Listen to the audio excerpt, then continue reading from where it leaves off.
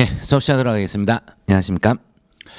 자, 오늘 이제 총 3회에 걸쳐 가지고요. 죄수론과 형벌론 쭉 한번 공부를 해보도록 하겠습니다. 여러분들이 이제 죄수론과 형벌론은 학교를 다니면서도 또 이제 로스쿨을 다니면서도 많이 이제 시간 관계상 접하지 못하는 그런 동네가 될 겁니다. 다시 해서 이쪽은 이제 총론 끝 부분인데요. 우리가 좀 등한시하는 경우가 있어요. 특히 이제 교수님들도 저도 이제 학부를 법들 나왔지만은 죄수론이나 형벌론을 배워본 적이 없습니다. 배워본 적이 없고, 그리고 이제 대부분 또 이제 뭐 총론에서 나오는 끝부분이어서 시간적인 문제도 있지만 강론에서 볼 것이다 하는 마음으로 또 갈 때도 있어요. 하지만 우리 쪽은 이제 특히 형법과 형사소송법 통합 문제가 자주 등장하게 되는데, 이 죄수론이 특히 포괄일자나 상상적 경합 그리고 실체적 경합, 이건 좀 구분이 잘 돼야 되죠. 포괄일자나 상상적 경합은 기본적 사실관계 동일성 내에 있기 때문에 기판력이 작용을 합니다. 기판력의 객관적 범위 내에 있고, 그다음에 시적 범위 이런 것까지 이제 같이 연결이 돼야 되고요. 그다음에 이제 형벌론 쪽에서는 사실은 이게 뭐 사례형으로는 절대 나오지 않아요. 선택형용으로 나오게 되는데, 우리 시험도 계속해서 매번 한 문제는 꼭 등장합니다. 그래서 이제 그런 동네들 좀 잘 좀 정리를 하길 바라는 마음에서 개설을 한 거니까요. 한 3회, 정확히는 3회가 다 되지 않을 가능성이 높습니다. 어쨌든 최대한 한번 자세히 한번 해보고요. 여러분한테 좀 도움이 되는 그런 강의가 되길 바라겠습니다.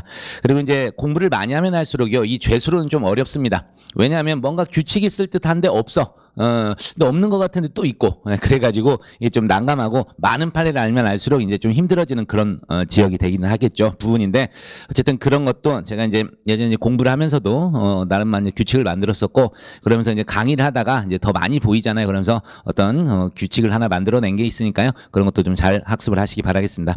자, 이 페이지를 보시면 죄수론 해서 등장합니다. 의 나오는데 당연히 뭐 범죄 수를 정하는 문제죠. 일죄인가 수죄인가뿐 아니라 어떻게 처벌할 것인가, 그것도 이제 해결해야 되기 때문에 형벌론하고 범죄론 사이에 위치하고 있는 그런 이론이 되겠습니다. 그래서 죄가 한개인가 수개인가는 이게 이제 기판력 이런 거에서도 상당히 중요하고, 또 형의 적용상에 우리가 이제 가중주의, 흡수주의, 병가주의 이런 걸 하게 되는데 중대한 차이가 있고요. 형소법도 나오죠. 공소제기 효력, 기판력이 범위 등 관련해서 중요한 영역이 되겠습니다. 그래서 죄수 결정의 기준이 한 4가지가 있죠. 행위, 전 구성요건적 자연적 의미의 행위를 기준으로 하는 행위표준설, 그 다음에 법익, 침해되는 법익을 기준으로 하는 법익표준설, 그 다음에 범죄 의사 있죠. 의사가 단일한지 서로 다른지 그걸 기준하는 의사표준설, 그리고 마지막 각각의 우리 범죄 구성요건 표준설, 이렇게 4가지가 나눠지게 되는데요.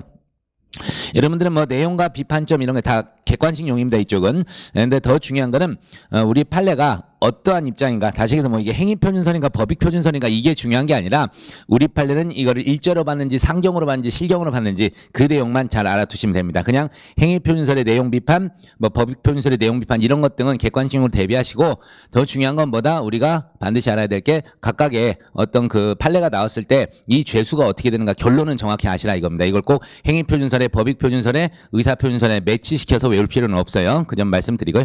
자, 그래서 읽어봅니다. 행위표준설. 자연적 의미의 행위의 수에 따라 죄수를 결정하는데요. 연속범은 당연히 뭐가 되겠습니까? 수개행위잖아요.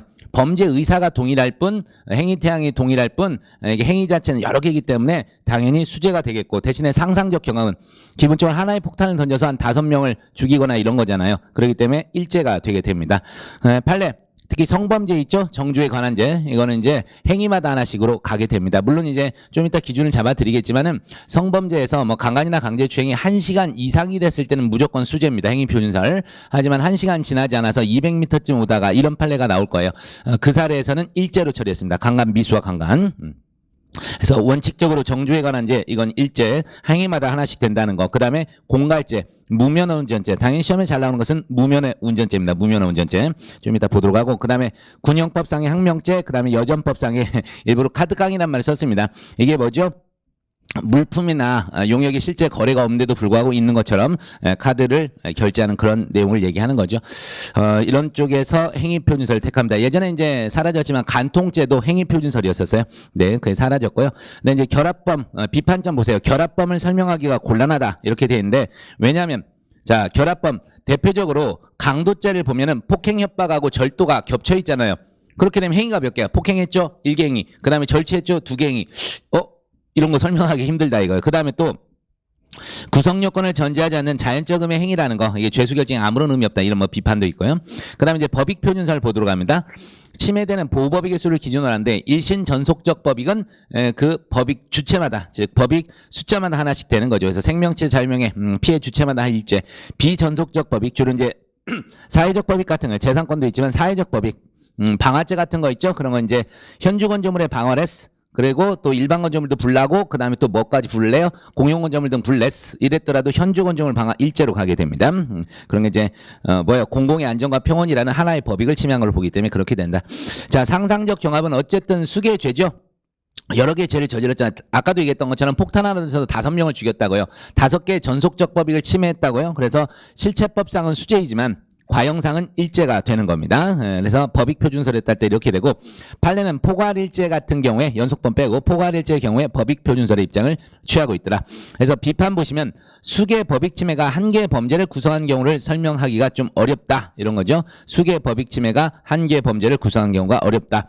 강도죄 같은 경우에는 재산권 외에도 뭐가 되는 겁니까? 개인의 자유 있죠. 개인의 자유권도 침해되는 거라서 이 두 개를 한꺼번에 침해하는 거 설명하기 어렵고, 그 다음에 유가증권 위조죄와 동행사죄처럼 동일한 법익이에요. 둘 다 사회적 법익인데 공공의 신용과 안전, 자, 이런 걸 침해하는 경우에 수재 성립을 인정하기가 곤란하다. 하나의 법익을 침해한 거니까 이런 비판점이 있군요.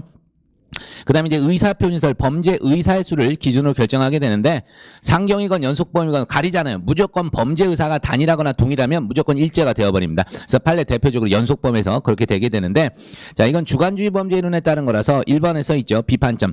범죄 수를 단지 범죄 의사에 의하여 결정한 것은 범죄 정형성을 무시한다. 범죄 의사가 똑같다고 행위가 수기여도 이게 어떻게 하나가 되냐, 이거죠. 그런 거고요. 뭐 2번은 범죄 의사가 함께하여 다수 결과 발생할 때도 일제로 본 것보다 금방 제가 말씀드린 똑같은 내용이네요. 그 다음에 이제 구성요건 표준설입니다. 구성요건에 해당하는 횟수가 몇 개냐, 이거를 기준으로 하게 되는데, 상상적 경합, 하나의 폭탄으로 5명 죽였다니까요. 살인죄 구성요건을 5개 실현한 거예요. 그래서 실체법상으로 수재이지만 과형상 일제가 되는 겁니다. 과형상이라는 게 소송법상 이렇게 생각하시면 돼요. 그 판례는 주로 이제 세금범죄, 조세포탈 관련해가지고 이런 쪽이 나오는데 1년에 4번 내는 조세를 3년간 안 했습니다. 그러면 1년에 4개의 구성요건을 충족하죠. 그래서 4, 32, 12개 실체적 경합이 되는 이런 입장이에요. 근데 비판은 반복된 행위가 동일한 구성요건을 수에 충족할 경우 죄수를 결정하기가 곤란하다. 다시 해서 갑이 A를 계속 기망을 했죠. 한 달 동안에 한 10번을 기망해서 걔한테 계속 돈을 뜯었어. 자, 이런 것들에 대해서도 뭐가 되는 겁니까? 사기죄라는 구성권 하나만 충족했잖아. 그런데도 이거를 실경이나 포괄일죄로 봐야 되는 이런 상황이 좀 벌어지죠. 그래서 일단 이런 거 좀 결정하기가 애매하다 이런 입장이고, 구체적 적용에서 구성요건에 해당한 횟수 판단도 사실 어렵고 이런 겁니다. 자, 어쨌든 우리가 봤고요. 이런 기본적 내용하고 비판은 간단히 좀 연결하시길 바라겠고, 기출될 가능성이 아주 높은 그런 쪽은 아닙니다. 그래서 이제 더 중요한 게 바로 이제 각각의 판례들이죠. 자, 행위표준선에 따를 때 잠깐 모아봤습니다. 근데 다시 강조하자면 이게 여러분이 굳이 뭐 이건 행위표준설, 이건 법익표준설, 이건 뭐 이렇게 외울 필요 없고요. 그냥 각각 결론을 잘 알아두시길 바란다는 의미입니다. 자, 무면허 운전으로 인한 도로교통법 위반. 좀 전에도 얘기했었지만 무면허 운전은 사실 이제 행위표준설에 따르게 되는데 대단히 좀 특이해요. 운전하는 행위마다가 아니라 그날 아침에 운전하고 나와서요. 집에 가서 시동 끄고 놀 때까지, 주차장에서 끌고 나와서 주차장에 집어넣을 때까지, 그때까지를 하나의 죄로 봐요. 그래서 운전한 날마다 합니다. 날마다 언더라인 되어 있는 것처럼요. 그 다음에 여전법 카드깡 얘기가 나오죠. 여러분 70조 1항이요. 신용카드 부정사용죄입니다. 여전법 70조 1항이 신용카드 부정사용죄고 2항 3호가 이제 일명 카드깡이라는 거 보세요. 물품의 판매 또는 용역의 제공을 가장하거나 실제 매출 금액을 초과하여 신용카드 매출전표를 작성, 자금을 융통하여 준 자를 처벌하도록 규정하고 있는 바, 신용카드를 이용한 자금 융통행위 하나마다, 즉 카드 긁을 때마다 하나씩 죄가 되는 겁니다. 그래서 언더라인 계속 보세요. 범위가 단일하다고 할 수 없으므로 이를 포괄해 하나의 죄가 성립한다고 할 수는 없다. 무조건 수죄로 가고요. 항명죄, 명령 위반마다 하나씩 성립하고, 그다음에 4번 미성년자 의제강간 강제추행죄 행위심하다 일단 한 개 이렇게 정리를 합니다. 그 다음에 이제 법익표준 관련해서 일단 묶어놓은 건데 1번 보시면 수인의 피해자에 대하여 각별로 기망행위를 해서 각각 재물을 편취했대요. 이건 뭐예요? 당연히 실경입니다. 실경. 범위가 단일, 범행 방법이 동일하더라도 피해자의 피해 법익은 독립한 것이므로 이를 포괄일죄로 파악할 수 없고 피해자별로 독립한 사기죄가 됩니다. 이게 일반이죠. 행위가 몇 개냐. 그 다음에 금전거래를 통한 형법 347조 1항 사기죄와 방문판매법 45조 2항 1호 위반죄는 서로 보호법익을 달리한다. 그래서 양죄를 상경이나 법조경으로 볼 것이 아니라 실경으로 봐야 된다. 이런 얘기가 나오게 되네요. 자, 여러분요, 일단 뭐, 이 사기죄하고 방판법 자체는 중요하지 않아요. 하지만, 여기서부터 이제 등장하게 되는 게 보호법익과 행위태양이 달라. 이런 말이 이제 앞으로 계속 등장하게 될 겁니다. 우리가 알기로는요, 행위가 하나고, 그 다음에 벌어진 어떤 범죄가 수개면 이걸 상경이라 그러고, 각각의 행위별로 각각의 범죄가 발생해서 행위 수개, 수개 범죄 이렇게 되면 우리가 실체적 경합이라고 배우고 있습니다. 그렇죠? 이거는 맞아요. 이게 원칙인데 여기서부터 이제 벗어나는 게 있어요. 지금 잠깐 이 판례를 보더라도요. 사기하고 방문 판매법 위반 이게 방판법 위반 이게 이제 쉽게 얘기해서 엉터리 이제 허접한 물건들을 갖다가 방문 판매하면서 이제 사기를 친 이런 거예요. 사기를 친 이런 건데 행위가 하나에 하나. 하지만 뭐라고 나와 있는 거예요? 사기죄하고 방판법이 보호법익을 달리하니 실체적 경합이라는 겁니다. 뭐야? 행위가 하나고 죄가 여러 개면 상경이라면 이제 여기서부터 의문점이 이제 출발이 되는 거예요. 그래서 미리 정리하고 가겠습니다. 자, 여러분 페이지 몇 페이지냐면 24페이지를 펴보십시오. 교과서 24페이지를 펴보시면 상상적 경합과 실체적 경합을 구별하는 판례 정의가 나옵니다. 이게 제가 초두에 말씀드렸던 제가 공부하면서 일단 의문을 갖고 하루 날을 새서 이걸 한번 정리를 했던 적이 있어요. 근데 그 당시에는 아무래도 수험생이었으니까 벌써 한 10년 된 것 같아요. 수험생이어서 약간 애매했고 이제 그 뒤에 다시 이제 강의 준비하고 이러면서 쭉 한번 만들었던 그런 규칙이 되는 겁니다. 24페이지를 보십니다. 보십시오. 하나 행위가 동시에 수개의 구성 요건에 당한 것을 전제로 일단 하는 겁니다. 그래서 전 구성 요건적 자연적 의미 행위를 기준으로 해서 행위가 하나이면 상경, 행위가 수개면 실경 이게 원칙이라 그랬어요. 그런데 이제부터 봅니다. 행위가 한 개인 경우라도 침해되는 범죄에 의하여 보호되는 보호법익이 서로 달라요. 다시 얘기해서 이 보호법이라는 게 뭐 같은 개인적 법익 내에서 재산죄, 뭐 자유에 관한 죄 이런 게 아니에요. 그런 게 아니라 자 보호법익이 서로 같다는 거는 개인적 법익 대 개인적 법익, 사회적 법익 대 사회적 법익, 국가적 법익 대 국가적 법익. 자 이러한 경우에 상상적 경합이라는 거예요. 그리고 서로 달라. 보호법익이 서로 달라. 이 보호법익이 다르다는 게 뭐다? 개인적 법익 대 사회적 법익, 개인적 법익 대 국가적 법익 이런 거를 의미하는 겁니다.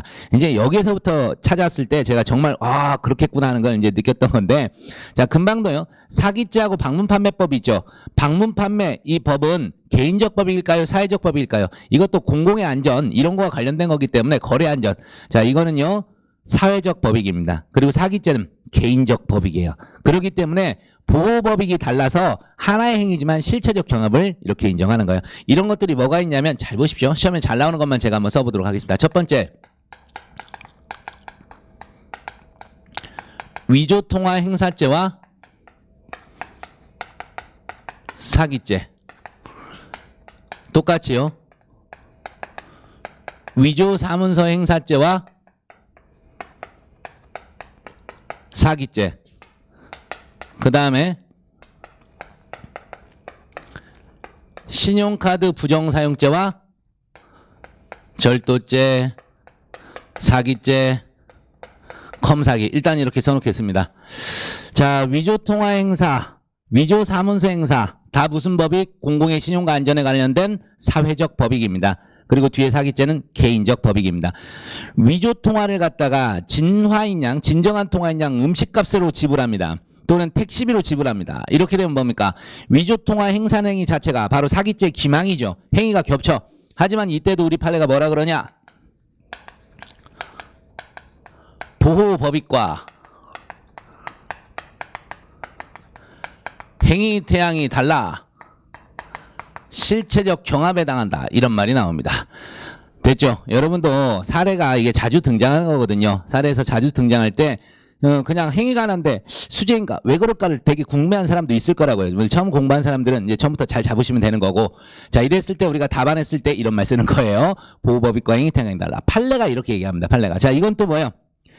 타인의 통장을 가지고 와서 뭐 한 거예요? 타인 명의의 예금 청구서를 작성하고 은행 직원에게 제출해서 돈을 받아가는 거라고요. 자 사기의 기망이 바로 뭐예요? 위조사무소 행사라고. 이때도 행위가 겹치는데 이때도 이렇게 얘기합니다. 그리고 여기도 뭐예요? 신용카드 부정사용죄, 여신전문금융법. 이게 설마 개인적 법익일까요? 똑같아요. 공공의 안전과 평온에 관한 사회적 법익입니다. 그렇기 때문에 신용카드 부정사용해서 ATM에서 돈 뺐어요. 행위 겹치죠. 다음에 뭐야? 물품 거래 가맹점 가가지고 물건 사면서 남의 신용카드 제시했어요. 훔친 신용카드 제시했다고. 또 뭐야 남의 신용카드 가지고서 권한 없는 놈이 자기 계좌로 돈 이체했어요. 이런 거 컴사기 되잖아. 자 이런 것들 다 뭐가 된다? 자 이거는 계좌 이체한 건 좀 빼고 애매하네. 계좌 이체한 거 말고 인터넷으로 대금 결제했습니다. 타인의 신용카드로 인터넷 대금 결제라거나 ARS 대출을 받았어. 이럴 때가 이제 컴사기가 되는데 다 이게 뭐예요? 신용카드 부정하게 사용하는 행위가 이게 겹쳐. 이때도 보호법과 행위태양이 달라 실체적 경합이 되는 겁니다. 이런 거. 이게 가장 잘 나오는 것들 넣어놨어요. 그리고 좀 전에 봤던 방판법과 사기죄도 결국은 똑같은 취지입니다. 그러니까 우리가 이제 뭐부터 알아야 돼? 과연 이 법이 개인적 법인지 사회적 법인지 국가적 법인지를 알아야 돼요. 근데 이제 아까처럼 방판법 이런 거 잘 모르겠잖아. 그렇죠? 그리고 이제 신용카드 부정사용 관련된 이쪽 여전법도 잘 모르긴 하는데 이런 건 어쩔 수 없이 조금은 알아둬야 됩니다. 그래서 여러분들이 이렇게 판례를 보다가 이거 희한한데? 이런 생각이 들면은 한번 그 법률 우리가 인터넷 치면 다 떠요. 그러면 맨 앞에 이 법을 제정한 목적 이런 게 다 나와. 그래서 뭐 사회 뭐 안정과 이런 알았어 사회적 법이 국가의 알았어 됐어 국가적 법이 이렇게 생각하면 돼요. 그래서 이제 이런 것들 좀 정리 좀 해 두시면 좋을 것 같습니다. 이게 이제 제일 잘 나온 것들입니다. 그래서 우선 하나 정리했어요. 행위가 하나고 수개제가 되면 원칙은 상상적 경합이야. 근데 그때는 뭐 보호법익이 서로 같아. 개인적 법익끼리, 사회적 법익끼리, 국가적 법익끼리. 하지만 보호법익이 개인적 법익 대 사회적 법익, 개인적 법익 대 국가적 법익 이렇게 서로 상의할 때는 보호법익과 행위태양이 달라 이런 판을 쓰면서 우리 판례가 실체적 경합을 인정한다 이겁니다. 자 그리고 그래서 이제 됐네. 근데 이제 3번이 나와. 젠장. 이런 것처럼 보호법익과 행위태양이 다르면 실경으로 다 가야 되냐 실체적 경합으로. 그런데 보호법익과 행위태양이 다른데도 불구하고 상경을 인정하는 이 예외들이 있단 말이에요. 예외들이. 얘들 때문에 제가 규칙 세우는 게 힘들었었어요. 처음에 이걸 찾아내고 와 유레카 이런 생각을 했는데 가다 보니까 또 안 맞는 애들이 생기는 거야. 뭐요? 그럼 이게 원칙인지가 헷갈렸었죠. 하지만 이게 원칙입니다. 보호법과 행위태양이 달라. 이쪽이 원칙이고요. 예외적으로 판례가 현재까지 밝혀진 건데 물론 이거 외에도 더 있어. 근데 다른 판례들은 제가 일부러 의도적으로 여기 예외 딱 안 넣어놓은 게 너무나 당연히 알고 있는 사례들이 있어요. 그래서 이제 제가 뺀 건데 자 일단 한번 보도록 합니다. 상경 인정한 거. 보호법과 행위태양이 달라서 실경이 돼야 되는데 상경을 인정한 거.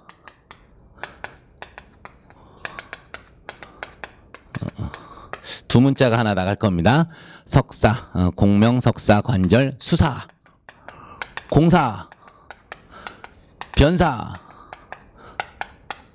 상업, 부업 이렇게 갑니다. 자 무슨 희한한 소리냐. 자 위쪽 동네가요 사회적 내지 국가적 법익이고 아래가 다 개인적 법익입니다. 자 이게 뭐냐면 두 문자인데요. 제갈공명이 있죠. 그래요. 제갈공명. 그분이 석사기가 갖고 계셔서 그래서 공명 석사께서 관절이 안 좋으셨어요. 그랬더니 수사가 들어갔네. 그래서 뭐 해버린 거예요? 공사를 해버렸어. 아니 수술을 해야지 공사를 하면 어떻게 합니까? 돌아가셨어요. 변사했어. 어떤 놈이 했어? 그랬더니 상업을 부업으로 하는 놈이요. 이렇게 나왔습니다. 이게 두 문자입니다. 제갈공명 석사께서 관절이 안 좋으셨어. 수사 받고 공사 받으시다 변사를 하셨어. 누가 했어? 상업을 부업으로 하는 놈이요. 이렇게 끝이 납니다. 그래서 이 내용들 공직선거법상의 후보자 비방죄와 명예훼손이고요. 석유사업법 위반죄와 사기죄고 관세법 위반죄와 절도인데 여기 강도를 쓰셔도 상관없고요. 이게 무지하게 잘 나오죠. 수뢰죄와 사기죄인데 그냥 수뢰만 들어가는 게 아니에요. 알선, 수뢰, 알선, 수재, 특가법, 특경법 이쪽도 다 들어갑니다. 숫자 들어가는 거는 다 그거와 사기죄입니다. 그죠? 그 다음에 뭐 공갈도 마찬가지입니다. 공갈도 수뢰와 사기, 수뢰와 공갈, 사기하고 공갈은 어차피 편취죄로서 성질이 똑같잖아요. 그 다음에 공선법상 후보자 추천 관련 범죄인데 얘가 뭐 추천할 능력과 의사도 없으면서 나에게 돈 주면 내가 충분히 공천 하나 받아줄게. 사기죄와 관계고 우리 시험답게 변호사법 위반죄와 사기죄도 잘 나옵니다. 사건 해결할 능력도 없는 놈이 뭐 한 거예요? 내가 다 사건 해결될 테니까 돈 좀 줘. 이렇게 한 겁니다. 이게 이제 변호사법 위반죄와 사기죄가 되는 것이고 그 다음 이게 뭐냐면 상호신용금고법 위반죄 업무상 배임죄고요. 상호신용금고법 위반죄 업무상 배임. 그 다음에 부정수표단속법 위반죄와 업무상 배임입니다. 그런데 부정수표단속법 위반죄와 자 근데 여러분 생각해보세요. 부정수표단속법이 뭐겠어요? 사회적 법이겠죠. 당연히. 유가증권 관련되지 된 거잖아요. 그래서 부정수표단속법 위반죄와 사기죄 사례가 있어요. 이건 뭘까요? 이건 원칙대로 갑니다. 이건 원칙대로 가가지고 실경 맞아요. 이게 원칙이야, 이게 원칙. 사회적 법익 대 개인적 법익. 그래서 실경으로 끝나야 되는데 부정수평한 속법이 원칙과 업무상배임에서는 특이하게도 상경으로 갑니다. 그래서 이 예외를 외워두시고 예외가 은근히 또 시험에 또 잘 보이니까 잘 좀 알아두시기 바랍니다. 자, 이걸로 정리됐습니다. 자, 우선 아직 설명하지 않은 게 있긴 있어요. 근데 그건 너무나 당연해서 제가 일부러 예외를 안 만들었어요. 예외는 많이 만들수록 좋은 게 아니잖아요. 그래서 공명석사, 관절, 수사공사, 변사에서 8가지 맞는 것도 지금 힘들어 죽겠다고. 그래서 일단 요거는 외워두시고요. 됐죠? 요거 머릿속에 잘 박아두시기 바랍니다. 자, 돌아보십시오. 돌아오셔서 3페이지로 갑니다. 다시 오십시오. 자, 그러면 이제 조금 이해가 됐습니까? 2번 방문판매법 위반죄와 사기죄 서로 보호법익을 달리 우리 판례가 이런 얘기를 한다고 실경으로 처리했고요. 그 다음 3번입니다. 강도가 시간적으로 접착된 상황에서 가족을 이루는 수인, 언더라인 해놨죠. 가족을 이루는 수인에게 폭행 협박을 가하여 집안에 있는 재물을 탈취합니다. 재물이 가족의 공동점유하에 있다고 봐요. 관리자가 한 명이라고 봐가지고 이를 탈취하는 행위는 그 소유자가 누구인지 불문하고 단일의 강도죄라고 했던 특이한 판례 하나 있고요. 그 다음 4번 강도가 동일한 장소에서 동일한 방법으로 시간적으로 접착된 상황에서 수인의 재물을 강취했다더라도 수인의 피해자들에게 폭행 협박을 가하여 그들로부터 각기 점유 관리하고 있는 재물을 각각 강취했대요. 점유가 여러 개고, 그러니까 점유자가 서로 달라. 그 폭행 협박이 서로 따로따로죠. 이럴 땐 당연히 실경입니다. 실경, 수개행위로 수개의 죄를 범한 실경이에요. 둘 다 강도니까 개인적 법이고. 그 다음 5번. 5번하고 3번하고 비슷한 취지입니다. 관리자 같았을 때 일제를 인정했었는데 여기도 보십시오. 절도범이 갑의 집에 침입하여 그 집의 방 안에서 그 소유의 재물을 절취하고 그 무렵 집에 새들어 사는 을 방 안에 침입하여 재물을 절취하다 미수에 그칩니다. 자, 범행 장소 물품 관리자 달리한다고 봤습니다. 그래서 주인집에 대해서 절도 기수, 새들어 사는 사람에 대해서 절도 미수 해서 실체적 경합을 인정한 사례고요. 그 다음 6번하고 비교 판례 좀 보시는데 먼저요. 흉기로 찔러 죽인다고 해악을 고지하여 협박부터 합니다. 그런 다음에 주먹과 발로 수액후타하여 상해를 입힙니다. 협박과 정확히 현행법상은 특수협박입니다. 어쨌든 협박하고 상해, 실경으로 가요. 점차 작은 거에서 큰 거로 갔잖아. 그런데 밑에 비교 판례는 뭐냐면 상해 와중에 협박을 한 겁니다. 보세요. 피고인이 위험한 물건인 소주병으로 피해자의 머리를 일에 쳐 상해를 가하고 현재로서는 특수상해일 겁니다. 또 흉기인 가위로 동피해자를 찔러 죽인다고 협박을 합니다. 이게 특수협박이 되는데 협박 사실 행위라는 것은 피고인에게 인정된 위 상해 사실과 같은 시간 같은 장소에서 동일한 피해자에 가해진 것임이 명백하여 달리 특별한 사정이 있었음을 찾아볼 수 있는 본건에 있어서는 상해 단일 범위 하에서 이루어진 하나의 폭언에 불과하다. 말씀드렸죠. 그러니까 우리가 싸우다 보면 사람 때리고 그러다 보면 도중에 욕을 당연히 하잖아요. 어렸을 때 싸움 한 번도 안 하셨나요? 딱 중1 때까지 싸우고 안 했던 것 같은데 자, 때리다 보면 뭐요?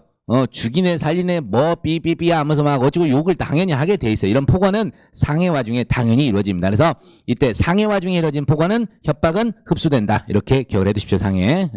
그 다음입니다. 바로 7번이 요거네요. 통화 위조하고 사기 관계가 나옵니다.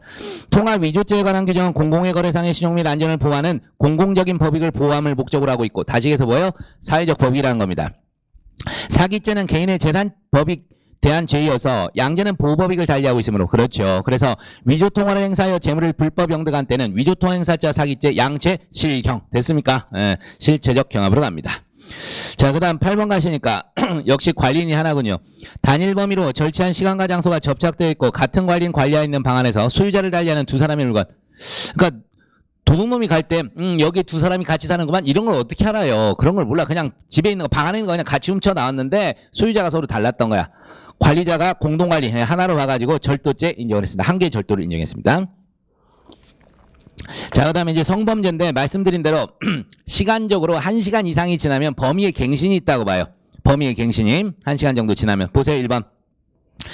피해자를 일에 강간하여 상처를 입게 한 후 1시간 후에 장소를 옮겨 같은 피해자를 다시 일에 강간한 행위는 시간과 장소를 달리하고 있을 뿐 아니라 각 별개 범위에서 이루어진 행위다. 알겠죠? 범위의 갱신이 있어서 일단 실경으로 가게 됐다. 그 다음 2번 나오는데 이건 이제 동일한 피해자로부터 동일한 명목으로 뇌물을 받은 겁니다. 주로 뇌물죄가 동일한 피해자로부터 동일한 방식으로 받게 되면 포괄일죄 관련해서 나오게 됩니다. 그것도 연속범으로요. 그래서 77년 4월 15일경 사무실에서 원신 공동 피고인으로부터 아파트 보존 등기 신청 사건을 접수 처리함에 있어 신속히 처리해달라는 부탁조로 금원을 교부한 것을 비롯 같은 해 9월 10일경까지 무려 6개월이죠. 7회에 걸쳐 각종 등기 사건을 접수 처리하면서 같은 공동 피고인으로부터 같은 명목으로 금 82만 8천을 교부받아 직무에 관한 뇌물을 수사한 것이라면 이는 피고인이 뇌물수수의 단일한 범위하에 계속하에 일정 기간 동종행위를 같은 장소에서 반복한 것이 명백함으로 포괄일죄가 된다. 이런 얘기가 나옵니다. 어차피 오늘 포괄일죄를 배우겠지만 여러분들이 이제 포괄일죄 관련해서 객관식에서 결론만 알면 되잖아요. 하지만 이제 우리가 죄수 처리할 때 사례형에서 쓸 때는 이거를 기억하면 돼요. 시범 피행. 시범 피침해도 되지만 시범 피행이 좀 더 낫다 이거죠. 시간적, 장소적 어떤 연관성이 있으면 됩니다. 정확히 따지면 접속범은 시간적, 장소적 접속성이고요. 연속범은 시간적, 장소적 연속성 이런 표현을 씁니다. 합쳐서 연관성이라고 그랬고 범위의 단일성 저는 동일성이란 말을 하고요. 피해자 및 피해법익의 동일성. 그 다음 마지막 행위태양의 동일성 또는 동종성이라고 쓰시면 되겠습니다. 이런 것들이 인정이 되면 포괄일죄입니다. 포괄일죄. 그래서 여기서도 그런 얘기를 지금 하고 있는 거예요. 자, 그 다음에 구성요건 표준서 이게 조세범죄라 그랬죠. 그래서 1번, 2번은 뭐 시험에 거의 안 나오니까 넘어가시고 3번 보시죠. 3번. 예금통장과 인장을 절취합니다. 예금통장이나 인장은 재물성 인정되니까 이 자체 절도. 저급 환급금 수령증을 위조합니다. 그러니까 이 절취자의 절취당한 사람의 이름으로 쉽게 해서 유세로 따지면 뭐요? 예금 반환 청구권, 예금 반환 청구란다. 예금 청구서 그거를 위조한 거예요. 사무소 위조. 됐죠? 별개. 각각 별개의 범죄 구성요건 충족하는 독립된 행위이기 때문에 실경 이렇게 가고. 그 다음에 죄수 결정의 기준이 나오네요. 상상적 경합은 한갱이가 실질적으로 수계 구성요건을 충족하는 경우를 말하고 법조 경합은 한갱이가 외관상으로만 수계죄의 구성요건에 해당한 것처럼 보이지만 실질적으로 일죄를 구성한 경우를 말하며 결론입니다. 실질적으로 일죄인가 수죄인가는 두 가지 괄호치십시오. 구성요건적 평가와 보호법익의 측면 둘 다 고찰해서 판단합니다. 이게 이제 여러 차례 이제 시험에 등장하게 돼요. 등장하게 되는데 우리 사시에도 2012년에 한번 나왔었는데 공무원 시험 같은 데서 그냥 지문으로 주구장창 등장하는 겁니다. 구성요건적 측면과 보호법익 측면 둘 다 고려하는 거예요. 그래서 맨날 틀리게 하는 게 구성요건적 측면은 고려하나 보호법익 측면 고찰하지 않는다. 뭐 둘 중에 하나 이런 식으로 틀리게 되니까 외워두시면 되겠습니다. 자, 그리고 하나 덧붙이면은 상상적 경합을 실질적으로는 수재이나 과형상 일죄 또는 소송법상 일죄로 보는 견해가 구성요건 표준설과 여기 나온 것처럼 구성요건 표준설과 법익 표준설 다시 해서 구성요건 표준설과 법익 표준설 두 개라는 거 말씀을 드립니다. 그것도 간간히 물어보니까 체크하시고. 자, 이제 수재 처벌의 원칙입니다. 이 수재는 실체적 경합을 얘기하는 거예요. 동시적 경합범일 때. 동시적 경합범일 때 우리 이제 조문이 38조에서 돼 있어요. 38조에서 병과주의, 흡수주의, 가중주의 있는데 형벌론에서 나올 게 미리 나와 있습니다. 이거 좀 설명이 필요하기 때문에 그렇습니다. 자, 병과주의. 그러니까 지금 실체적 경합이에요. A죄, B죄가 실체적 경합 관계 있을 때 동시에 공소 제기돼 가지고 하나의 판결 나갈 때 이때를 얘기하는 거예요. 다시요. 이게 동시적 경합범이고 동시에 병합 심리돼 가지고 하나의 판결로 하나의 형을 선고하게 될 때 그때를 전제로 하는 겁니다. 그래서 병과주의, 흡수주의, 가중주의 세 개가 나갑니다. 자, 병과주의. 각 죄의 독자적인 형을 정한 후 이를 합해버려요. 그냥 플러스 시키는 플러스. 자, 이제 비판 이건 됐고요. 형법 규정을 볼게요. 경합범 중 각 죄의 정한 형이 무기징역 또는 무기근고 이외 2종의 형일 때입니다. 쉽게 해서 A죄에 대해서는 징역형, B죄에 대해서는 벌금형을 선고해요. 자, 이럴 때 어떻게 해요? 합산해야죠. 일단 그냥 플러스 시킵니다. 징역 3년에 뭐 2천만 원 벌금 이런 식으로 떨어져 버립니다. 자, 대신에 과료와 몰수는 동종인데도 병과 가능합니다. 이게 이제 과료와 과료, 몰수와 몰수는 어떻게 해요? 그냥 병과한다 이렇게 돼. 동종인데도 불구하고 병과한다는 거 알아두시고. 흡수주의입니다. 흡수주의. 수재 중 가장 중한 죄의 정한형을 적용하고 다른 죄의 정한형은 이에 흡수시켜버립니다. 결합주의 또는 전체적 대조주의라 그러는데 하한과 상한 둘 다 높음을 잡는다는 거예요. 예를 들어서 대표적으로 이제 옆에 보세요. 상상적 경합. 상상적 경합이 당연히 우리가 흡수주의 대표적인 거고 그 다음에 뭐예요? 경합범 중에 이 경합범 중에서 중한죄의 정한형이 사형, 무기징역 또는 무기근고래요. 아이, 사형이나 무기징역, 무기근고 때렸으면 됐지. 뭐 이상 얘한테 벌금 때리는 게 의미가 있습니까? 뭐 자격 정지하거나 뭐 과료 이런 게 의미가 없지요. 그래서 이때 그냥 흡수주의를 택하게 됩니다. 사형 무기징역 무기금고 이렇게 되는 건데 예를 들어서 이런 겁니다. A, B, 죄 둘 다 이제 징역형을 선택한 항상 형종부터 택해요.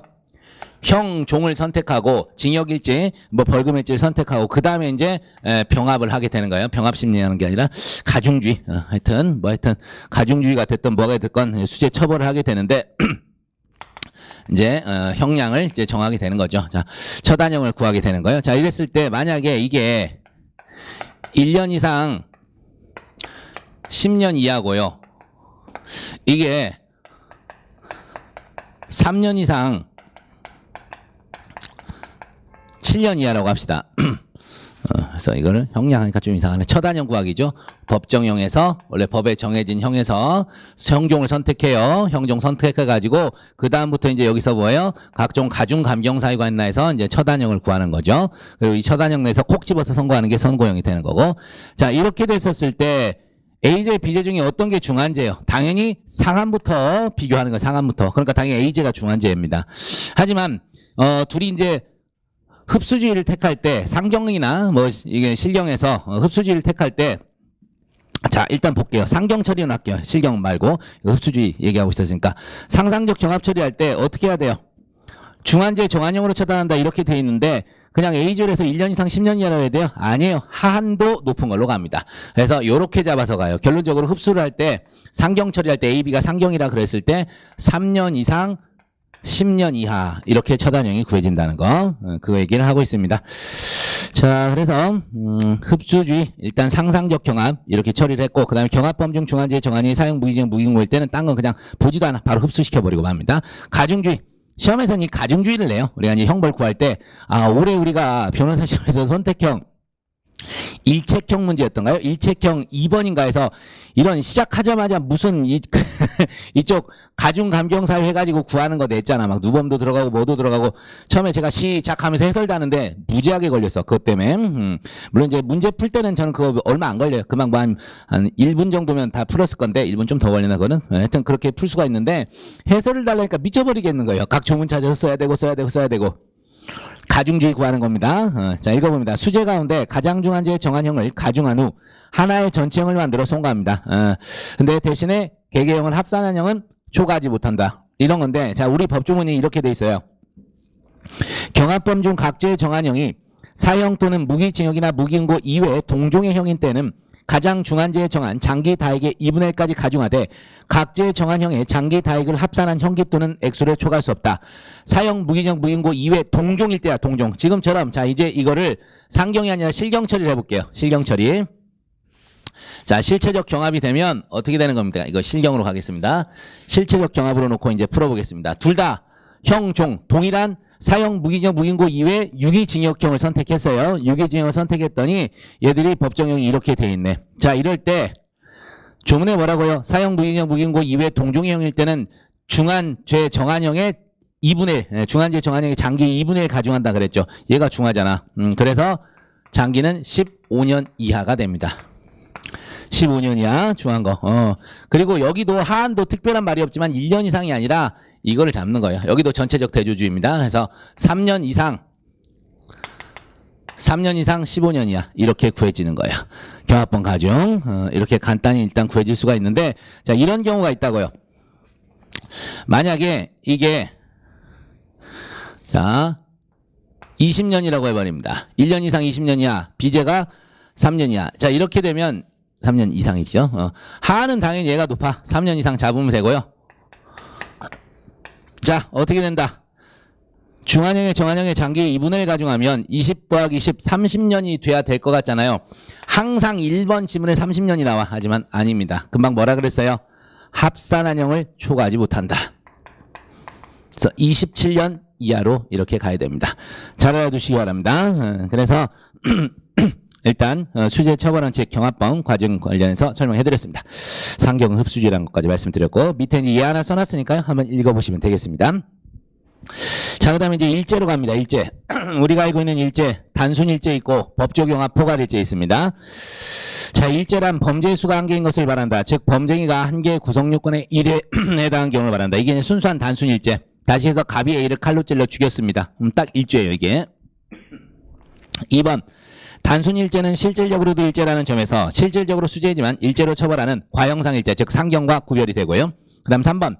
일죄는 한 개의 자연적 의미 행위가 한 개의 구성 요건을 충족하여 당연히 일죄가 되는 본래적 의미 일죄 외 법조경합 포괄일죄 세 종류가 있다는 거 말씀드렸고, 그래서 단순 일죄는 됐고요. 이제 법조경합부터 나옵니다. 자, 법조경합 뭔 소리예요? 법률 조문 간의 경합이에요. 외견상으로 봤을 때는 예를 들어서 이런 겁니다. 이놈이 뇌물을 한 3천만 원 이상을 받았어요. 공무원이. 그렇게 되면 어떻게 됩니까? 형법 129조 1항의 뇌물수수도 되고요. 특가법상의 뇌물수수도 됩니다. 이런 거예요. 법률 조문은 특가법상의 뇌물수수뿐 아니라 형법상 뇌물수수도 돼. 두 개의 조문이 같이 되는 것처럼 보이잖아. 하지만 우리는 뭐예요? 특별관계에 의거 특가법을 적용합니다. 바로 그런 거예요. 그래서 한 개의 수경이가 외관상으로는 수계 형벌법규에 해당할 것처럼 보이지만 형벌법규의 논리적 관계, 특별관계 뭐 이런 거, 또 보충관계, 흡수관계 세 가지가 나올 겁니다. 그런 논리적 관계로 인하여 하나의 형법규범만이 적용되고 다른 법규의 적용이 배척되어 일제만 성립하는 경우를 말한다. 이런 경우입니다. 자, 넘어가서 보시면 대신에 배제되는 범죄에 대해서 제3자가 가공할 경우에는 제3자는 배제되는 범죄의 공동정범 내지 공범도 될 수가 있습니다. 우선 알아두시고, 그래서 이제 법조경합의 유형이 세 가지가 나오네요. 특별관계, 보충관계, 흡수관계. 그래서 다행히 이제 제 책이니까 편하군요. 이거는 다른 거 같으면 다시 그림 그려가면서 했어야 되는데 저는 제가 그림을 넣어놨죠. 자, 6페이지 박스를 보도록 합니다. 법조경합, 특별관계 보도록 합니다. 내용 보시면 어느 구성요건이 다른 구성요건의 모든 요소를 포함하는 이외에 다른 요소를 구비해야 성립하는 경우입니다. 그래서 두 번째 지문 보세요. 이게 판례에서 나온 지문인데 2번은 동그라미 별표 쳐두시기 바라겠습니다. 특별법의 구성요건을 충족하는 행위는 일반법의 구성요건을 충족하지만 반대로 일반법의 구성요건을 충족하는 행위는 특별법의 구성요건을 충족하지 못한다. 자, 이걸 어떻게 써놓으면 되겠습니까? 결국은 지우고 써야겠네. 자, 이렇게 하시면 돼요. 특별법은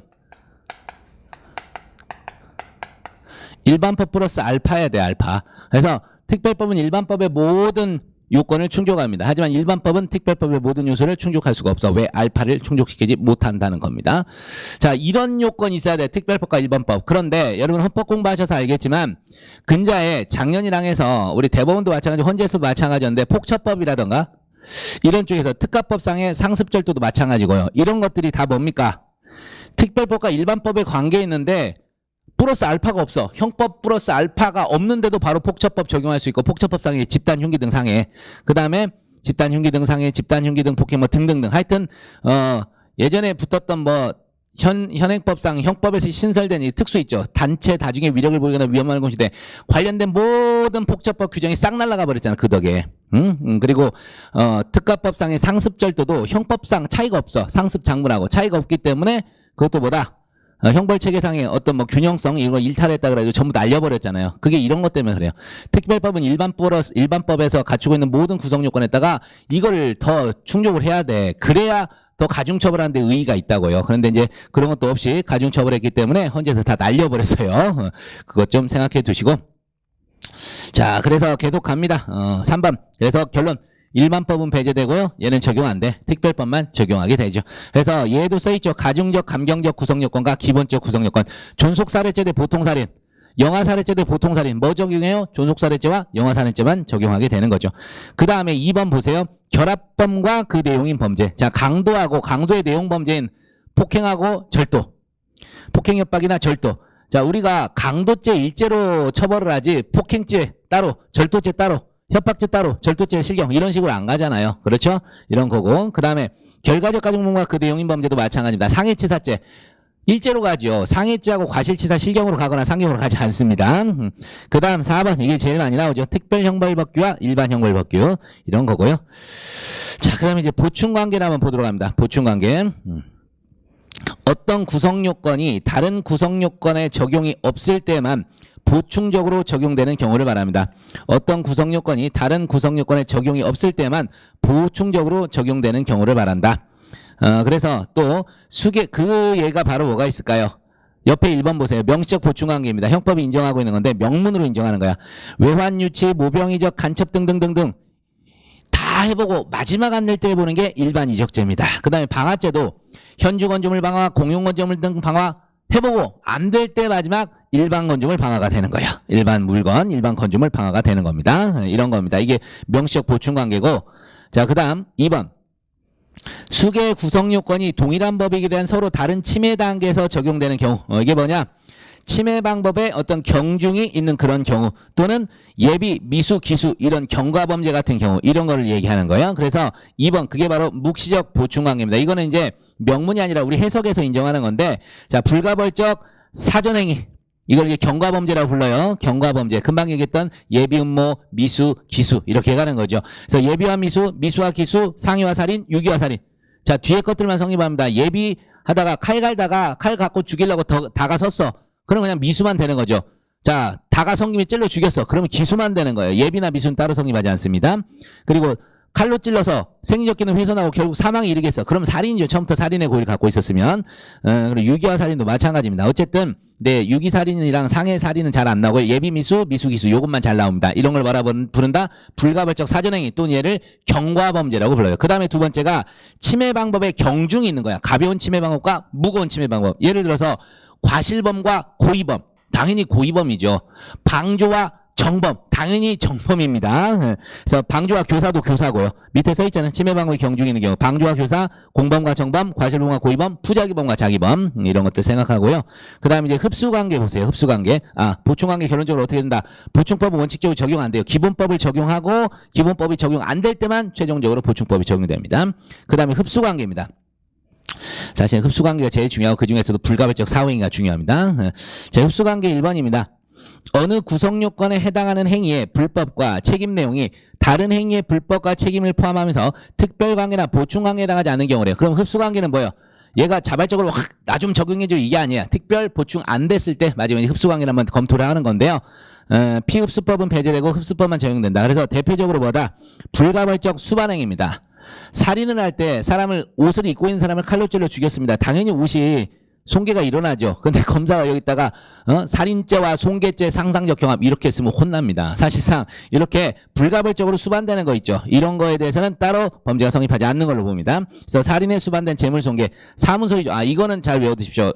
사문서 위조나 유가증권 위조할 때 타인의 인장 위조 기본적으로 따라와요. 불가벌적 수반행위로 봅니다. 판례도 있습니다. 기억하시고 그 다음에 오늘 이제 하이라이트가 바로 이 불가벌적 사후행위인데 이건 좀 이따가 따로 목차 잡아서 보도록 하겠습니다.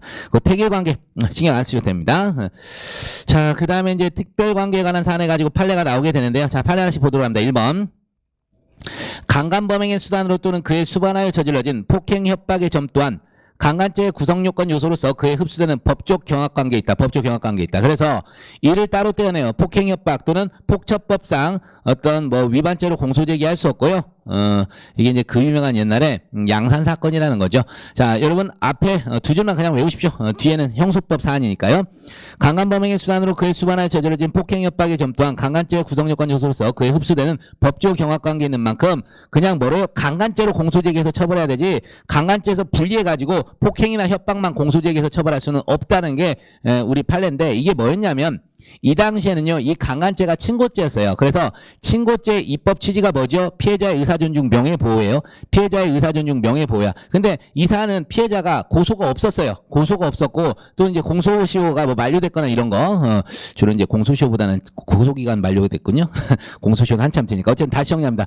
고소기간이 만료되도록 피해자가 고소가 없었어. 근데 수사기관이 이걸 인지를 했거든요. 이래가지고 부득이 어떻게 한 겁니까? 폭행 협박으로라도 한번 처벌시켜보려고 폭행 협박으로 공소제기 했던 거예요. 근데 이 당시엔 이게 뭐였다고? 친고죄였다고, 친고죄. 그래서 친고죄 입법 취지상 이건 안 된다 그래서 공소기각 판결로 끝을 냈던 그런 사안입니다. 형사소송에서. 지금은 여기에 딱 해당하는 게요. 강간죄가 이제 비친고죄니까 이 상관없어요. 비친고죄라서 친고죄 일부 기소 문제가 나오지 않습니다. 원칙적으로 친고죄 일부 기소는 안 돼요. 공소기각 판결 사유예요. 하지만 그냥 일제 일부 기소 이런 거 뭐가 돼요? 당연히 우리 공소권자인 검사의 재량에 따라 가능합니다. 그래서 강도죄에서도 폭행협박만 공소제기하거나 절치만 공소제기할 수가 있어요. 기소 편의주의에 따라 그게 가능합니다. 그건 문제가 안 되는데 친고죄 일부 기소는 원래 안 되는 거예요. 그러면 친고죄 일부 기소가 나올 수 있는 사안이 지금 뭐가 있을까요? 없어요. 우리가 알고 있는 절대적 친고죄는 뭐밖에 없어? 없진 않아. 있어. 절대적 친고죄 중에 모비사업 4개밖에 없잖아요. 이게 뭐예요? 모욕, 비밀침해, 사자명예훼손, 업무상 비밀침해, 업무상 비밀누설이죠. 이렇게 됐었을 때 여기 어디 폭행협박이나 뭐 결합범이 있는 거 있어요? 없어. 그래서 절대적 친고죄에서는 나올 수가 없고 그럼 어디서 나올 수 있어? 상대적 친고죄. 제가 이거 딱 하나 사례를 만들었는데 제가 만들었더니 사법시험에서도 슬슬슬 따라오고 있던데 아직 대놓고 내진 않았어요. 그 친고죄 일부기서. 상대적 친고죄 어떤 거? 공갈죄가 있습니다. 친족간 328조 2항 친족간 공갈죄. 여기에서 바로 금방 얘기했던 이 양산 사건의 법리를 써먹을 수가 있습니다. 친고죄 입법 취지를 고려할 때 공갈죄 일부인 폭행 협박으로만 공소제기할 수 있다 없다? 못합니다. 못합니다. 이 논리가 이 전압 판례가 여기에 그대로 써먹을 수가 있어요. 이 전까지는 이 바로 강간죄가 비친고죄로 바뀐 2013년 하반기부터는 이제 이 문제를 못 써먹었었어요. 근데 이게 너무 아깝거든. 써먹기가 좋은데 학설도 4개나 있고 써먹기가 좋은데 이거를 얘를 생각을 못했던 거죠, 교수님들이. 근데 제가 우연히 이제 제가 형법연수 통합 이쪽을 하다 보니까 사례를 자주 만들어야 돼요. 사례로 만들고 막 하다 보니까 갑자기 이게 생각이 난 거예요. 그래서 만들어 놓은 문제가 있습니다. 그래서 나중에 뭐 진모나 이럴 때 보여드리도록 하고요. 어쨌든 기억해 두시기 바랍니다. 이 당시에 친고죄였어서 이런 문제가 생겼던 겁니다. 어쨌든 강간죄 구성요건으로 흡수되는 법적 영향관계 있다.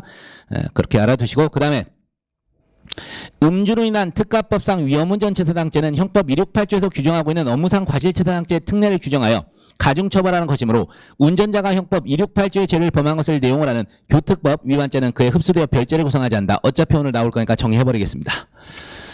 자, 여러분 이게 참 뒤로 가고 사례에서 잘 나오죠. 그런데도 우리가 늘 잘 몰라. 자, 이제 제 사례 특강 때는 여기에 대해서 자세하게 설명해드렸는데 오늘 죄수만 일단 보도록 하겠습니다. 자, 일단 스타트는요. 형법 268조 업무상 과실치상에서 항상 시작됩니다. 처음부터 죽어버리면 문제가 안 되니까 항상 사례 문제에서 업무상 과실치상에서 나와요. 과실치사는 안 나와요. 주로 업무상 과실치상. 근데 뭐로? 차로 사고를 내게 되면 바로 뭐가 적용됩니까? 교통사고 처리특례법상 업무상 과실치상이 됩니다. 교특법상 업무상 과실치상이 돼요. 그 다음에 여기에서 이제 뭐가 들어가는 거예요? 약물 또는 음주로 인하여 정상적 운전이 곤란한 상황에서 운전하다가 사고를 냈어. 자, 이렇게 되는 게 바로 뭐다? 특가법상의 위험 운전 치상으로 가버리는 겁니다. 위험운전 치상. 됐죠. 자, 그러면 죄수 갑니다. 당연히 얘는 얘한테 흡수가 되고요. 얘도 흡수가 됩니다. 됐습니까? 이게 흡수가 되는 거예요. 그렇게 기억하시고 어떻게 보면 이게 흡수라고 하기도 뭐하지만 일단 흡수라고 생각하십시오. 흡수라고 생각하시고 하나 남는 게 있습니다. 약물운전죄는 없어. 하지만 얘는 있죠. 도로교통법상의 음주운전죄입니다. 음주운전죄. 그래서 결론 특가법상 위험운전치상과 도교법상 음주운전죄 얘들의 관계는 뭐가 된다? 바로 실체적 경합이 됩니다. 이렇게 정리를 하시고요. 자, 이제 또 갑니다. 형법 268조 업무상 과실치상 똑같이 교특법상 업무상 과실치상. 자, 그런데 이제 달라집니다. 도교법 54조 1항에 구조치 의무를 다하지 않습니다. 그죠? 구조치 의무를 다하지 않고 에이 너무 작게 썼다. 구조치 의무 다하지 않고 토끼고요. 신고 의무도 이행하지 않습니다. 신고 의무도 이행하지 않고 갑니다. 자, 이랬을 때 성립되는 게 우리 특가법 제 5조의 3 1항 도주 차량 운전죄입니다. 여러분 나중에 복습할 때요. 5조의 3 2항도 따로 보세요. 5조의 3 2항은 뭐죠? 과실 없었을 때를 전제로 하는 거예요. 자, 과실이 없었을 때라는 건 뭐야? 애초에 신뢰원칙이 적용돼가지고 업무상 과실 자체가 나가리 되는 경우입니다. 쉽게 얘기해서 신뢰원칙이 적용. 고속도로, 자동차 전용도로, 육교 및 보행자 신호등, 적색 신호 이런 사례에서 우리 판례가 보행자와 차량 간에도 신뢰원칙을 적용해요. 그런 경우에 있어서는 업무상 과실이 사라져. 그죠? 그래서 특가법 5조의 3 1항에 도주 차량 운전은 안 되고 2항은 가능해. 이렇게 사고 낸 놈이 그냥 가면 도주 차량 운전이 아닌데 구조치 안 하고 가도 괜찮은데 괜찮은 건 아니에요. 도교법 위반이 되지. 대신에 뭐가 되는 거예요? 이놈이 수로나 이런 쪽에 유기하고 옮겨서 유기하고 도망가 버리면 5조의 3 2항이 돼버립니다. 근데 2항은 잘 안 나와요. 우리 이제 객관식 문제에서 나왔던 적은 있고 기본적으로 사례에서는 그냥 이 과정입니다. 자, 여기서도 이제 설명 들어갑니다. 당연히 얘한테 흡수되고요. 얘도 얘한테 흡수가 됩니다. 하지만 흡수가 안 되는 애들이 있어요. 아까도 봤던 것처럼 도로교통법 애들은, 도로교통법 위반 애들은 흡수가 안 돼. 그 전에 하나 더 해야지. 자, 이 5조의 3 1항은 뭐라고 되어 있냐면 도로교통법 54조 1항에 정한 구조치 의무를 다하지 아니하고 갔었을 때 성립된다고 되어 있거든. 그래서 얘도 흡수됩니다. 도교법상 54조 1항에 구조치 의무 위반죄도 흡수돼. 그럼 남는 건 뭐예요? 도로교통법상의 신고의무 위반이에요. 이걸 뭐라 부르냐? 도로교통법상의 미신고죄라고 부릅니다. 그리고 미신고죄와 특가법 5조의 3 1항의 도주 차량 운전죄 얘들의 관계가 마지막 남는데 역시 실체적 경합입니다. 됐죠? 정리 잘 하시기 바라겠습니다. 이거는 주장창 등장합니다. 그리고 이 문제가 나오는 건 각각의 구성요건포섭도 중요하지만 나중에 죄수 처리하는 게 중요해요. 이 점 관계 기억해 두시면 되겠다. 자, 나온 김에 싹 정리했습니다. 자, 그러면 7페이지에 동그라미 2번 다시 한번 봅니다.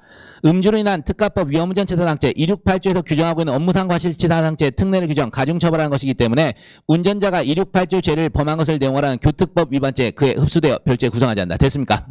지금 그냥 이렇게 뜹니다. 원래대로 하면 이거 특별관계 그냥 흡수라고 썼어. 그 대신 여러분들 그냥 흡수라고 쓰셔도 큰 무리 없습니다. 그 다음에 봅니다. 밑에 1번 부정한 거 음주로 인한 특가법 위험운전치사상죄와 도로교통법상 음주운전죄 금방 썼잖아. 실경. 그렇죠? 실경. 그럼 2번 알선술에 구정치자금법 위반죄와 많은 차이가 있어 정치자금에 관한 법률 구성요건이 알선술회죄 구성요건의 모든 요소를 포함하는 외에 다른 요소를 구비한 경우에 해당하지 않는데 특별관계 아니래요. 알선술회와 정치자금법 위반죄는 별개입니다. 정치자금법 위반과 알선술회는 별개라서요. 이거 특별관계 있다고 할 수 없다. 그래서 동시에 겹쳤다면 이거는 상경이고 따로따로 했다면 실경이 되게 될 겁니다. 그 다음에 3번 자동차관리법 위반과 공기후 부정사용 보호법이 다릅니다.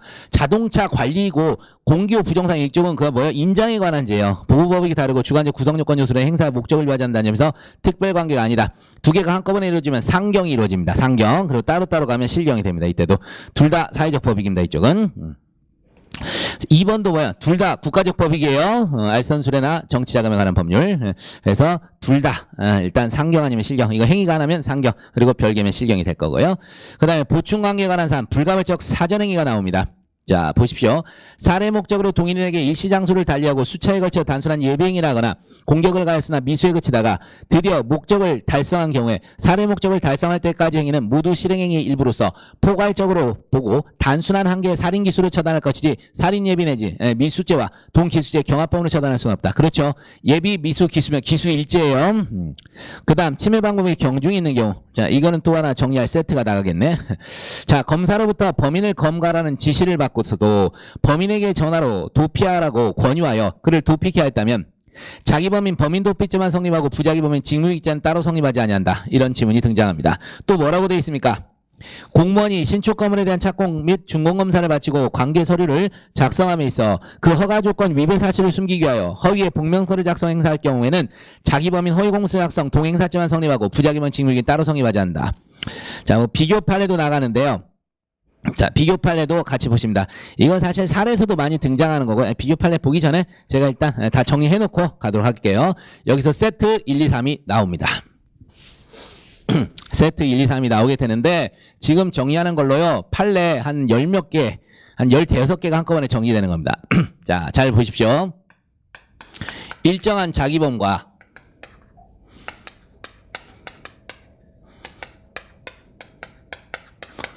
부진정 부자기범인 직무유기죄 관계입니다. 직무유기죄 관계인데 자기범은 아무 데서나 하는 게 아니라 딱 네 가지 있습니다.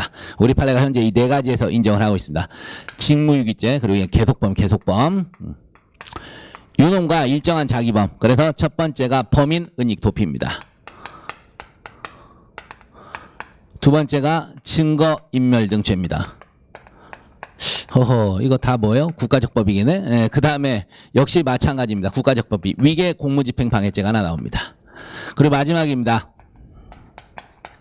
사회적 법이군요. 허위 공문서 작성죄 및 동행사까지 쓸게요. 동행사죄.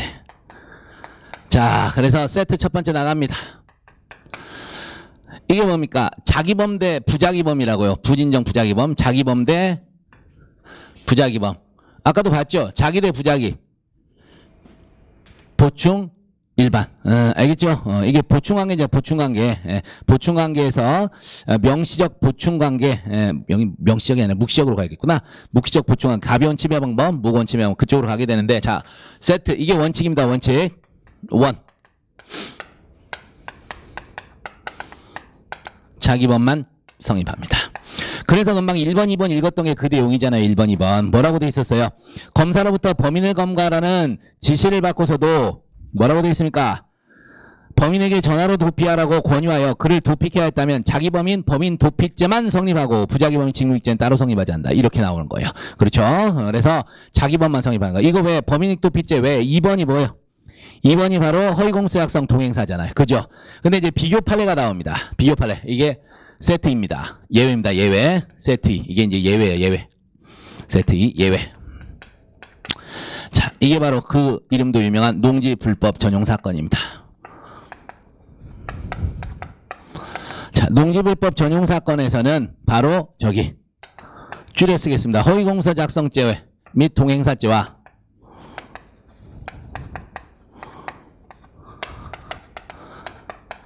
직무유기죄 실체적 경합을 인정합니다. 자, 이게 무슨 소리냐면요. 나중에 이제 사례 형태 이건 자세히 제가 쓰는 용어를 알려드리긴 할 텐데 기본적으로 이게 직무유기의 위법 계속 중에 이 직무유기를 덮기 위해서 자기 범을 저지릅니다. 다시요. 직무유기의 위법 계속 중에 자기 범의 어떤 범행을 저질러 버려요. 그렇게 되면 어떻게 되냐? 자기우선 부자기 보충의 원칙상 자기 범만 성립하는 거예요. 그런데 이 농지불법 전용 사건은 뭐냐면 직무유기의 계속 중에 이거를 덮기 위해서 자기 범이 성립된 게 아니라 직무유기 위법은 있었고요. 그거를 초과하는 새로운 범죄로서 허위공소 작성이 동행사를 한 거야. 그래서 이때는 실체적 경합이 돼버리는 거야. 그냥 직무유기를 덮기 위한 게 아닙니다. 그래서 비교판을 보세요. 공무원이 어떠한 위법 사실을 발견하고도 위법 사실을 적극적으로 은폐할 목적으로 다시 얘기해서 뭐예요? 이런 부진정 부자기범인 직무유기 상태를 은폐할 목적으로 허위공문서를 작성 행사한 경우에는 자기범인 허위공문서 작성 동행사죄만 성립하고 부자기범인 직무유기는 따로 성립하잖아요. 하지만 위 복명서 및 심사 의견서를 허위 작성한 것이 농지 일시 전용 허가를 신청하자 이를 허가해 주게 하여 한 것이라면 직접적으로 농지불법 전용 사실을 은폐하기 위한 것은 아니며 즉 직무유기를 이 직무유기의 위법 상태를 은폐하기 위한 것은 아니기 때문에 허위공소 작성 및 동행사죄와 직무유기 실경이 된다. 뭔 소리냐면 자 바로 위의 사례는 뭐였어요? 지가 지금 뭐 공무원이 신축 건물 이런 착공 준공검사 이런 거 관련해서 잘못된 것들 조사하고 그 다음에 시정 조치를 해줘야 될 그런 의무 있는 자야. 근데 잘못된 걸 알면서 가만히 있었어.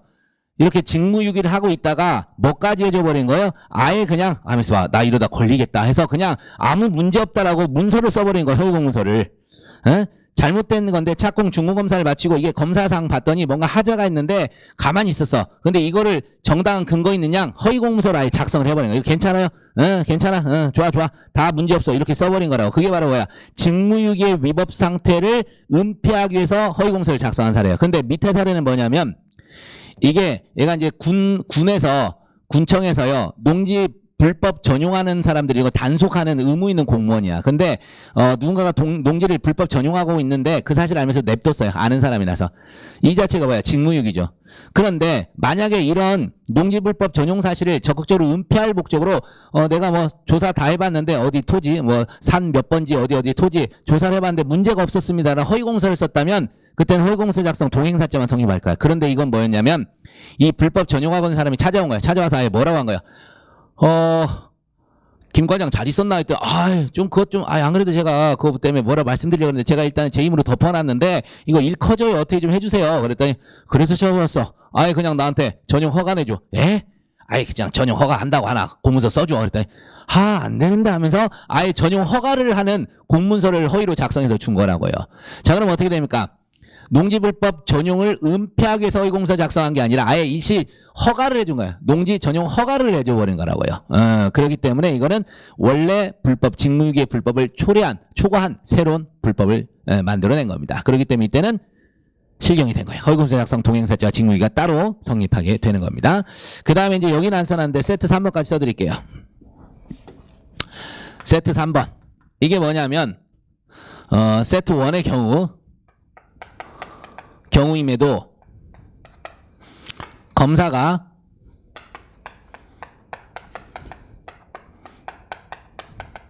부작위 범인 직무유기죄로 공소제기하더라도 위법하지 않다예요. 않다. 기소 편의주의야. 그래서 원래대로 하면 자기법만 성립하는 거예요. 그럼에도 불구하고 이 법인이익 도피, 증거인멸, 위계공직방, 허위공문서 작성 동행사로 공소제기한 게 아니라 직무유기죄로만 공소제기를 하더라도 문제가 없다고요. 기소 편의주의. 특히 왜 그럴까? 이런 자기범에 대한 증거가 부족해요. 입증이 힘들어. 그러니까 부작위 범인 직무유기죄로만 공소제기를 하는 거. 이것도 괜찮습니다. 그래서 위법하지 않습니다. 위법하지 않다. 그래서 세 가지 세트입니다. 판례 진짜 15개 한꺼번에 정리한 겁니다. 이게 각각에서 이 죄들에 가면 다 이 논의들이 있어요. 강론에 가면 각각이 있는데 이걸 한 번에 정리한 거예요. 우리가 이쪽을 보다 보면 마지막 부분들이잖아. 국가적 법이와 사회적 법이. 여기서 많이 흔들리죠? 지쳐. 문서 힘들어. 그리고 막 넘어가다 보니까 이게 맨 뒤에 있어. 특히 딱 오늘 형법 끊어야지. 도르륵 보다가 이걸 다 놓치는데 자주 나옵니다. 그래서 여러분이 직무유기죄하고 이런 죄들이 나오면 무조건 죄수 사례형에서도 쓰는 거예요. 알겠습니까? 사례형 관련해서는 다음에 자세하게 한번 말씀드리도록 하겠고요. 오늘 일단은 이 세트를 정리해드립니다. 객관식용으로 정리해두시고요. 그래서 8페이지를 맞아보도록 합니다. 이제 흡수관계 불가불적 수반행에 관한 사안. 자, 1번 신용카드 부정사용죄하고 자, 신용카드 부정사용하다 보면 기본적으로 타인의 매출전표를 작성하게 되는 타인명. 이게 사문소유점이 동행사인데 당연히 수반되는 행위예요. 자, 읽어가 봅니다. 1번. 신용카드 대금 결제를 위하여 가맹점의 제시 매출전표를 서명하여 이를 교부하는 일련 행위는 신용카드를 사용하는 행위를 봐야 될 것이고 매출전표에 서명하는 행위가 사문소유적 동행사죄에 해당한다더라도 신용카드 부정사용죄 흡수됩니다. 따로 성립하지 않고. 그 다음 2번 향정신성 의약품 수수죄가 성립되는 경우에는 수수행위의 결과로서 그에 당연히 수반되는 소지행위는 자 1차 소지입니다. 향정신성 의약품 이런 거를 사들일 때 한 번은 소지하게 되겠죠. 수수하면서 이 소지 이 자체는 불가불적 수반행위로 따로 처벌되지 않습니다. 하지만 이거와 비교할 게 뭐냐면 저 밑에 5번 가서 보십시오. 5번 가서 보시면 수인이 공모하여 아래 수반행위 부정한 경우입니다. 5번 수인이 공모 공동하여 향정신성 의약품을 매수합니다. 자 이때 매수할 때 수반되는 소지행위는 따로 처벌하지 않는데 그 공범자 사이의 일부를 수수한 행위는 향정신성 의약품 매매죄와 별도로 향정신성 의약품 수수죄가 성립하고 두 죄는 실경관계에 있다. 해서 수수하고 나눴을 때 그러니까 처음에 산 다음에 또 뿜빠이 했을 때 이때 따로 또 죄가 된다는 거고 더 중요한 게 저기 7번입니다. 7번 흡연할 목적으로 대마를 매입한 후 흡연할 기회를 포착하기 위해 이틀 이상 하의 주머니에 넣고 다니면서 소지하는 별죄 구성입니다. 이게 흡입 목적 소지죄. 그러니까 향정신성 의약품도 처음에 사들일 때 매수할 때 소지하는 이 행위는 따로 처벌하지 않지만 매수한 다음에 따로 요놈이요. 이거 투약 목적으로 가지고 다니면 소지죄로 따로 처벌됩니다. 소지죄로 따로 처벌된다는 거 말씀드립니다. 2번에도 있네요. 동그라미 2번. 부정한 경우에 피고인이 자신의 집에 메스암페타민 0.8g을 숨겨두어 소지하다가 1차 소지행위 그 수차에 걸쳐 투약하고 남은 0.838g을 일반 투숙객들의 사용에 제공되는 모텔 화장실 천장에 숨겨두어 소지한 2차 소지행위 별개로 봅니다. 별개의 의도로 소지한 거 소지를 따로 처벌한다고요. 이때는 실경이 되는 겁니다. 그러니까 위에 동그라미 2번 이해하겠죠. 처음에 살 때 수수하는 거 이 소지행위만 따로 처벌하지 않습니다. 그 다음 3번 감금의 수단으로 행사된 협박행위. 자 감금의 수단으로 사용된 협박행위 어떻게 될까요? 협박이 따로 성립할까? 아니죠. 감금을 아주 해서 봉고차에다 억지로 태우기 위해서 안 타면 죽인나요? 어쩌네 해서 억지로 태운 거야. 자 감금에 수반된 행위로 봅니다. 별도 성립하지 않습니다. 그 다음에 계속해서 1번 별표하십시오. 피해자에 대한 폭행이가 동일한 피해자에 대한 업무방해죄 수단이 되었다 하더라도 그러한 폭행이가 이른바 불가별적 수반행위에 해당해서 업무방해돼서 흡수관계 있다고 볼 수 없다. 우리가 업무방해죄 행위 태양 세 가지를 알아두셔야 됩니다. 세 가지가 뭐죠? 허위사실 유포, 위계, 위력입니다. 허위사실 유포, 위계, 위력이야. 폭행 들어가요? 안 들어갑니다. 그렇기 때문에 상경입니다. 똑같은 거 하나 말씀드릴까요? 감금이 강도나 강간의 수단이 됐다 할지라도요. 거기 흡수됩니까? 안 되죠. 주로 상경이죠. 왜? 강간죄, 폭행협박, 강간죄, 강도죄 둘 다 폭행협박을 수단으로 하지 감금은 수단으로 하지 않아요. 그래서 감금이 폭행협박으로 이용됐다 할지라도 결론적으로 뭐가 된다? 절대 흡수 안 됩니다. 주로 상경으로 되게 되는 거죠. 자, 그리고 뭐 3번에서도 범죄단체 구성원서 활동하는 행위와 집단감금, 집단 상행위 전혀 별개죠. 범죄단체 조직 가입 활동죄 따로 있고 이놈들이 실제 범죄를 저질렀으면 그 범죄와 실경이 되는 겁니다. 그 다음에 공직선거법상의 선거자유방해죄와 형법 314조이랑 업무방해죄 보호법의 구성권 전혀 달라. 그래서 이거를 뭐 하나가 하나를 뭐 흡수하는 이런 관계는 아니라는 겁니다. 인정되면 주로 실경이 되게 되겠죠. 그 다음에 6번 여기 나오네. 별표하십시오. 6번 감금행위가 강간죄나 강도죄 수단이 된 경우에는 감금죄는 강간이나 강도에 흡수되지 않습니다. 주로 상경이 되게 될 거고 그 다음 7번 얘기했고 8번 보세요. 업무상 배임죄, 배임수재 전혀 별개입니다. 이거 올해 우리 사례형 문제에서도 이렇게 풀었어야 됩니다. 업무상 배임과 배임수재죄 흡수되는 관계에 있다거나 결과적 가중무관 관계에 있다고 할 수 없기 때문에 양죄는 실경 관계에 있다는 점 말씀드립니다. 그러니까 타인의 재산상 사무처리자가 부정한 청탁을 받고 자신의 임무와 관해서 부정한 청탁 받고 돈을 받으면 그게 배임수재야. 그리고 이놈이 뭐요? 타인의 재산상 사무처리자인 놈이 본인에게 손해를 가하고 결국 그 돈 찔러준 놈에게 이익이 되게 했어. 이게 업무상 배임죄고요. 별개행위입니다. 그래서 실체적 경합으로 가게 된다는 점 알아두시면 되겠습니다. 자, 그리고 중요한 불가별적 사후행위는 쉬었다가 따로 정리하도록 하겠습니다.